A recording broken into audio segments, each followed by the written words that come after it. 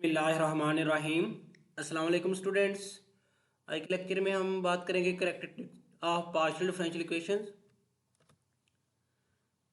Consider the second order partial differential equation A U double X plus B U X Y plus C U double Y plus D U X plus E U Y plus F U is equal to G. यहाँ पे ये एक मैंने general equation लिखी है second order की। ये second order partial differential equation है। ये उसकी स्टैंडर्ड फॉर्म है, यानी लीनियर भी है और पार्शियल डिफरेंशियल इक्वेशन भी है, और इसका ऑर्डर भी 2 है।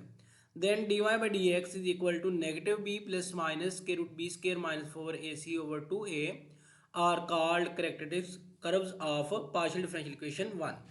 अब यहाँ पे A B C D E F और जी, यहाँ पे ये कांस्टेंट वैल्यूज भी हो सकती हैं और ये वेरिएबल वैल्यूज भी हो सकती हैं, यानी ए की वैल्यू फर्ज करें 2xy, या इंडिपेंडेंट वेरिएबल की फॉर्म में हो सकती हैं। A B C D E F G तीनों की, ये सभी कांस्टेंट की वैल्यूज कांस्टेंट भी हो सकती हैं ए बी सी की वैल्यूज, या आप कह सकते हैं कि इंडिपेंडेंट वेरिएबल। डिपेंडेंट वेरिएबल यानी यू की फॉर्म में नहीं आएगा, जस्ट इंडिपेंडेंट वेरिएबल एक्स और वाई की फॉर्म में भी हो सकती हैं। तो उसका हम कैरेक्टरिस्टिक्स इस तरह निकालेंगे, D Y by D x is equal to negative B plus minus के root B square minus 4ac over 2a। यानी जैसे हम ये क्वाड्रेटिक इक्वेशन को सॉल्व करते हैं उसी के सिमिलर है, लेकिन यहाँ पे क्या होगा, ये D Y by D x की वैल्यू हमें देगा। यहाँ पे ये दो वैल्यूज मिलेंगी और इन दो वैल्यूज के मुताबिक हम इसको सॉल्व करेंगे और जो आंसर आएगा वो क्या होंगी, वो कैरेक्टरिस्टिक्स कर्व्स होंगी। एग्जाम्पल देखें, find the characteristics of partial differential equation C square U double X minus U double T is equal to zero. Second है C square U double X minus U T is equal to zero, और third है U double X plus U double Y is equal to zero. यहाँ पे एक बार फिर इसमें एक बात देखें कि इसमें दो इंडिपेंडेंट वेरिएबल यूज हुए हैं एक्स और वाई, यानी पहला इंडिपेंडेंट वेरिएबल है एक्स और दूसरा इंडिपेंडेंट वेरिएबल है वाई। तो दूसरे इंडिपेंडेंट वेरिएबल को पहले इंडिपेंडेंट वेरिएबल पे डिवाइड करेंगे, फिर ये D F Y by D X हमारा बनेगा। तो इस तरह जब इक्वेशन मिलेगी हमें, उसमें हमने देखना है कि पहला वेरिएबल हम मोस्टली एक्स वाई को कंसीडर किया करेंगे और जो दूसरा वेरिएबल होगा वो टी को कंसीडर किया करेंगे। तो दो तरह के वेरिएबल होंगे, दो से ज़्यादा इंडिपेंडेंट वेरिएबल नहीं होंगे, यानी ये 2 डायमेंशन के लिए है। तो दो जब डेरिवेटिव वो भी इन्वॉल्व होंगे और दो वेरिएबल इन्वॉल्व होंगे, तो पहला वेरिएबल उसको हम x कह लेंगे और जो दूसरा वेरिएबल होगा वो ये y आएगा, ये t आएगा, इस तरह की फॉर्म में आएगा। तो ये बात हमने याद रखनी है कि जो दूसरा वेरिएबल है उसका डिफरेंशियल ऊपर आएगा और जो पहला वेरिएबल है उसका डिफरेंशियल डिनोमिनेटर में आएगा। और जैसे यहाँ पे ये पहली क्वेश्चन है, इसमें दो वेरिएबल इन्वॉल्व हैं x और t, इसमें y की जगह क्या आ गया, t आ गया। तो अब यहाँ पे हम इसमें y की जगह t यूज़ करके हम ये सॉल्व करेंगे। ये सेकंड में भी इस तरह है और ये थर्ड में x और y है, इसको हम एज इट इज सॉल्व करेंगे। सोल्यूशन देखें, फर्स्ट का equation C square U double X minus U double T is equal to zero. Here A is equal to C square, A की value यानी जो यू डबल एक्स का coefficient होगा वो क्या है आपके पास a, और जो अब इसमें यू एक्स टी का जो कोफिशिएंट होगा वो b होगा। तो अब यहाँ पे यू एक्स टी वाला टर्म नहीं है, इसका मतलब b की वैल्यू क्या आएगी, 0 आएगी। और जो यू डबल टी का कोफिशिएंट होगा वो क्या होगा, वो हमारे पास c की वैल्यू होगी। तो अब यहाँ पे यू डबल टी का कोफिशिएंट क्या है, ये माइनस वन लिखेंगे, तो c की वैल्यू क्या आएगी, -1 आएगी। तो हम यहाँ से अब कैरेक्टरिस्टिक्स फाइंड करने लगे, उसका फार्मूला अप्लाई करने लगे हैं D T by D X, यानी सेकंड वेरिएबल t है और फर्स्ट वेरिएबल x, तो D T by D x is equal to negative B plus minus के root B square minus 4ac over 2a। b की value 0 होगी, plus minus 0 minus 4, a की value c square और c की value -1, minus minus plus 4c square बनेगा। इसका square root लेंगे 2c और डिनोमिनेटर में ये 2c स्केयर, 2 से 2 कैंसिल होएगा, यहाँ पे 1 ओवर c, यानी D T over D x is equal to plus minus 1 over c।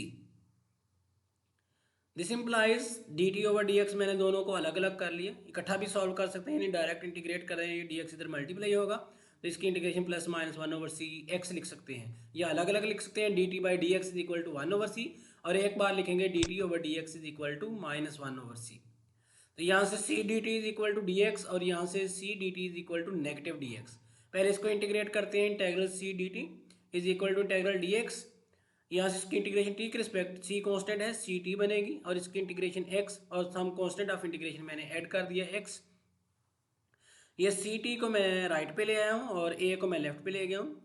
ज़रूरी नहीं, हम एक्स को भी लेफ्ट पे लेके जा सकते हैं, यानी नेगेटिव एक्स प्लस सी टी, इस तरह की फॉर्म में भी लिख सकते हैं। या X minus C T is equal to negative है, यानी होगा तो ये कोई ना कोई कॉन्स्टेंट, तो X minus C T is equal to minus A.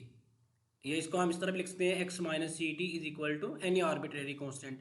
Similarly इसको भी हम जब सॉल्व करेंगे, C D T is equal to negative D X, integrate करेंगे, integral C D T is equal to negative D X, इसकी integration C T, इसकी integration negative X plus B. तो ये नेगेटिव एक्स लेफ्ट पे आकर add हो गया, X plus C T is equal to B, या X plus C T is equal to constant. अब यहाँ पे देखें जो राइट साइड पे कांस्टेंट है ये आर्बिट्रेरी कांस्टेंट है, तो इनके डिफरेंट वैल्यूज के लिए ये आपके पास डिफरेंट सोल्यूशन बनेंगे। फॉर एग्जांपल ए की वैल्यू अगर आप 1 लेते हैं तो X minus C T is equal to 1 आएगा।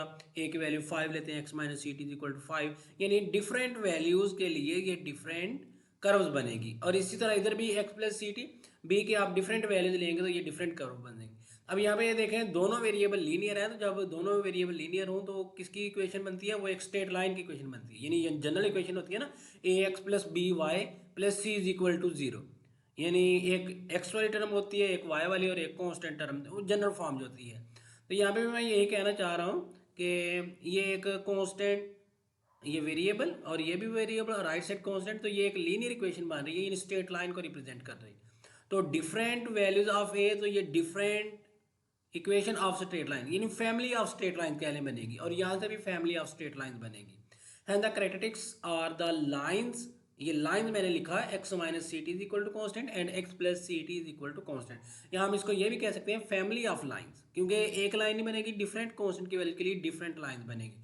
तो जस्ट हम यही कह देंगे कि इसका कैरेक्टरिस्टिक्स क्या है, इसका कैरेक्टरिस्टिक्स क्या है, family of lines X minus C T is equal to constant and x plus C T is equal to constant.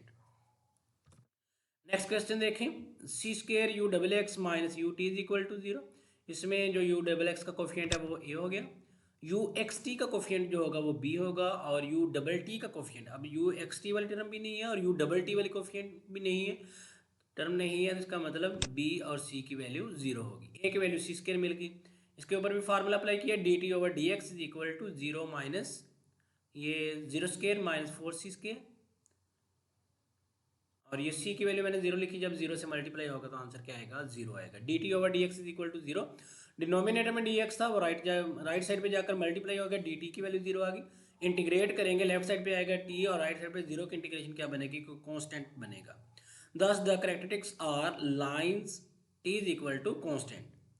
Characteristics क्या है कि अब ये देखें t इज इक्वल टू 1, ये कह लें कि y एक्सिस के या t एक्सिस के पैरेलल या एक्स एक्सिस के पैरेलल लाइन बनेगी। अब यहाँ पे भी क्या है, फैमिली ऑफ लाइन, यानी जैसे t की वैल्यू 1 हो तो अगर आप एक एक्सिस x कंसीडर करें और एक एक्सिस को t कंसीडर करें तो t is equal to 1 a line parallel to horizontal axis at a height 1 unit from x axis.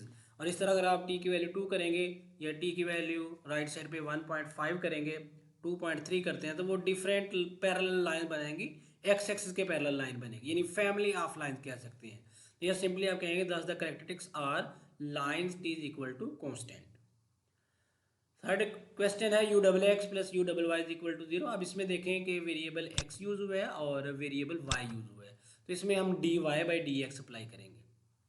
a की वैल्यू 1 है, b की वैल्यू 0 और c की वैल्यू भी 1 है, क्योंकि x y वाली टर्म मिसिंग है, उसका कोफिशिएंट 0 होगा, a और c की वैल्यू 1 मिलेगी। यहाँ से d Y by D x ये 0, यानी b minus b plus minus b square, 0 square minus 4ac, a की जगह 1 b की जगह भी 1, तो यहाँ से नेगेटिव 4 बनेगा, इसका हम स्क्वायर रूट ओपन करेंगे तो ये प्लस माइनस 2 आयोटा बनेगा, ओवर 2 से 2 कैंसिल हो गया, d Y by D x is equal to plus minus iota. यहाँ से भी इसको हम सॉल्व कर सकते हैं, d y is equal to plus minus iota d x, y is equal to plus minus iota x plus constant, मैंने direct integrate कर दिया, अलग अलग नहीं किया। या वाई प्लस माइनस एक्स, यानी ये लेफ्ट पे आएगा, जो प्लस की टर्म है वो माइनस की हो जाएगी, जो माइनस की है वो प्लस की हो जाएगी, यानी कर्व तो वही बनेगा ना, एक वाई प्लस एक्स और एक y minus x is equal to constant. अब यहाँ पे देखें जो हमारे पास इक्वेशन आई है उसमें आयोटा इन्वॉल्व है, यानी ये एक कम्प्लेक्स नंबर कह सकते हैं हम, तो ये आर्बिट्रेरी को कम्प्लेक्स नंबर है, यानी यहाँ पे कोई रियल कैरेक्टरिस्टिक्स नहीं बनी, hence there is no real characteristics curves.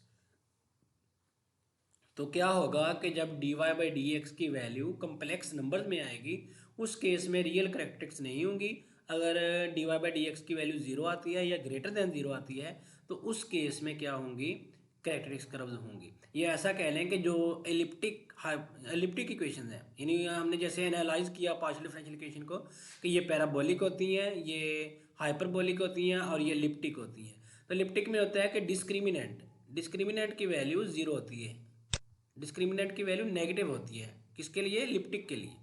ठीक है, जब डिस्क्रिमिनेंट नेगेटिव होगा तो यहाँ से आयोटा की फॉर्म में आएगा, यानी बी स्क्र माइनस 4ac की वैल्यू है ना, तो यहाँ से फिर आयोटा आएगा। तो कह लें कि जो एलिप्टिक इक्वेशन होगी उसके लिए नो रियल कैरेक्टरिस्टिक्स होंगी, और जो हाइपरबोलिक होंगी या पैराबोलिक होंगी उनके लिए रियल कैरेक्टरिस्टिक्स एग्जिस्ट करेंगी और उनको हम फाइंड आउट भी कर सकते हैं। ज़रूरी नहीं स्ट्रेट लाइन आए, वो डिफरेंट फॉर्म में भी आ सकती हैं, लेकिन यहाँ पे जो हमारे क्वेश्चन थे इनके मुताबिक पहले क्वेश्चन में भी स्ट्रेट लाइन आई, सेकंड में भी स्ट्रेट लाइन आई, थर्ड में नो रियल कैरेक्टरिस्टिक्स बनी है। ठीक है, तो ये बात आपने याद रखनी है कि जब भी एलिप्टिक पार्शियल डिफरेंशियल इक्वेशन होगी तो उसके लिए रियल कैरेक्टरिस्टिक्स हमें नहीं मिलेंगी।